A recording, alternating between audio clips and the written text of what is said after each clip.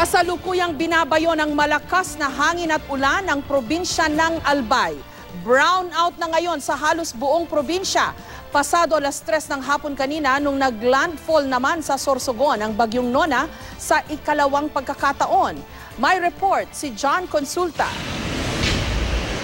Bago sumapit ang gabi sa Legazpi City sa Albay, malakas na ulan at bumabayong hangin ang naranasan ng mga residente. Sa isang hotel, pinagtulungan ng mga staff ang pagsuporta sa mga salamin. Huwag lang itong mabasag sa pagwasiwas ng hangin.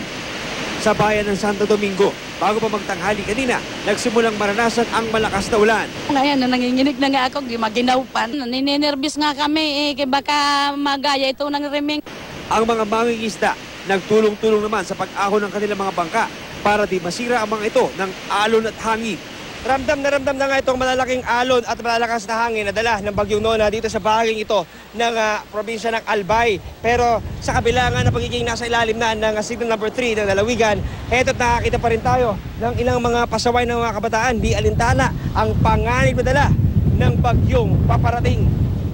Pero signal number 3 na, hindi ba kayo nababahala ron? Di naman, kasi mamaya pa naman yun eh. Oh, ngayon, enjoy muna namin to kasi bira lang tumangyari gadarating ganito kalaking mga alon dito sa amin. Pero ang mga nasa coastal town, walang inaksayang oras sa paglikas. Tuloy-tuloy ang pagdadala sa mga residente patungong evacuation centers mula pa kaninang madaling araw. Sa tala ng PDRRMMC, mahigit 100,000 individual mula sa iba't ibang bayan ang magpapalipas ng magdamag sa evacuation centers. Pag yung oras na nung kalakasan ng bagyo, hindi na yan evacuation, that's rescue na eh. So, mas rinirisk mo yung mga rescuer, naririsk mo rin yung mga tao. So, better na ganitong hindi pa malakas masyado or hindi umuulan pa lang, nasa safekeeping na sila. Pakiusap ng mga otoridad, sumunod sa pinatutupad na evacuation ng mga residente, lalo't nasa ilalim ng state of imminent disaster ang buong probinsya. Nakikiusap kami sa lahat na sumunod sa disaster authorities. Kakayanin ho natin to kasi hindi ho tayo pwedeng umasa.